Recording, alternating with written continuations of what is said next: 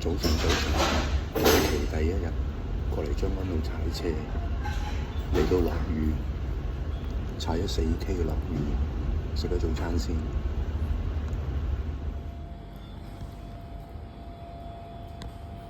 又落返，食完嘢之後毛雨。不過細個之前踩咗啱啱30K，一個鐘多少少，咁就算啦。因為中間係有2轉都係勁大雨，咁而家揼到濕晒啊，已經都。咁佢似係而家又停咗啦，似係一陣間可能又落啦，即係又停又落嗰啲咁樣啦。佢一落大嘅時候喺度狂揼，冇啦，費事病啊！一陣間晏晝仲要去游水。之前講過龍和道嗰場比賽咧，咁啊年青人最後冇玩嘅，咁冇玩咩原因就唔知啦，冇問佢。係啊，有個工作就係同一個17歲嘅妹妹啦，咁佢個體能好強啊，佢打 rugby 啊，咁仲有其他運動嘅佢，咁佢就參加咗5150，係菲律賓嘅，喺9月，同佢做啲訓練，咁盡量配合佢個比賽啦，配合翻佢自己平時嘅運動量啦，咁佢係第一次玩嘅啫。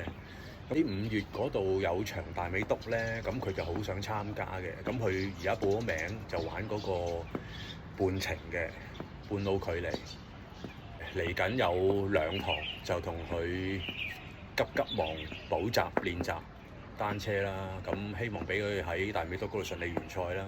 主力都係同佢做上落㗎啦，咁等佢自己有翻多啲信心啊，知道係點樣安全啊去做呢件事啦。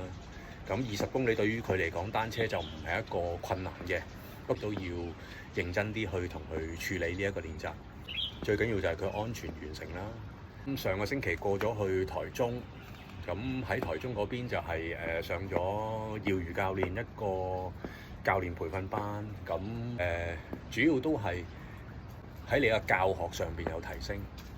咁呢幾年一路都係咁多年都係用緊相類似嘅模式嘅。咁但係佢嗰個就真係好似佢所講啦，紮實啲，係啦，教學個模式做得再好啲，係啦，咁啊應該要講深入啲啦。佢最後嗰日咧就揾埋一個學員出嚟俾我哋有3個教練，咁就每人輪住去幫個學員做一個動作練習咁樣，咁係一個教學上去睇翻我哋做成點咁啦。喺水嗰 part 咧，我自己都係會要求會高啲啦，因為而家喺三項鐵人裏邊，咁大家都希望喺游水個技術嗰度可以提升啊，咁所以作為教練嘅都係應該要將自己提升多啲啦。前國手嘅咁樣，咁可能入邊理解嘅嘢就比較容易啲啦。咁以個素人教練嚟講，就理解上可能係會花少少時間。佢嗰個教學流程啊、教學系統咧，咁係對我嚟講只有幫助。咁至於你話去台灣嗰度發展，咁有人就話：喂，你做唔到喺香港做唔到，咪要離開香港做咯。另外一啲就覺得係喂，你想做你自己想做嘅嘢就去跟住去做咁樣。咁係啊，我自己嚟講就係我想做嘅嘢就想跟住去做咯。至於你話係咪香港做唔到而要離開去第二個地方去做發展咧咁樣？咁喺我個人立場嚟講，我乜嘢都冇嘅，得我自己一個人嘅，其實係邊度做都一樣，冇分別。不過你點解會有初心連出現咧？就係因為10年裏邊，你由最初最基本一路慢慢遞增到有經驗，變到有自己嘅路線走出嚟嘅時候，咁可能會遺忘一啲就係你當日嘅熱誠。咁其實你問我係咪冇熱誠咧？咁樣又唔係，只不過嗰個熱誠係唔能夠我去返之前當日嗰個熱誠咁解。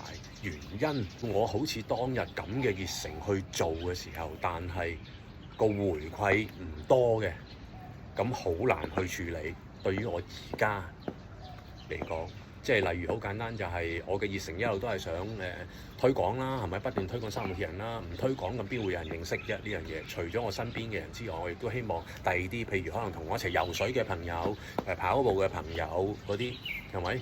咁或者係個推廣之後係想佢做乜嘢咧？咁其實我係想佢參與啊嘛，參與呢樣嘢。咁啊參與唔係3分鐘熱度一時三刻啊嘛。咁所以而家要再揾翻呢一樣嘢係難啲嘅，即係淨係不斷喺度做訓練，去參加比賽。呢一個要我不停咁樣去做翻呢樣嘢咧，喺個學員身上咧係有啲困難，即係自己都會有要求啦，本身都咁，所以就呢個要慢慢再去睇下點樣去調教翻。咁因為其實個個都係嚟到玩三鐵個目標唔同啦，係啊。咁你認為你自己邊樣嘢運動適合嘅，咪追隨住自己想做嘅嘢咯，就係咁。要準備下晝去練習游水啦，就係咁啦。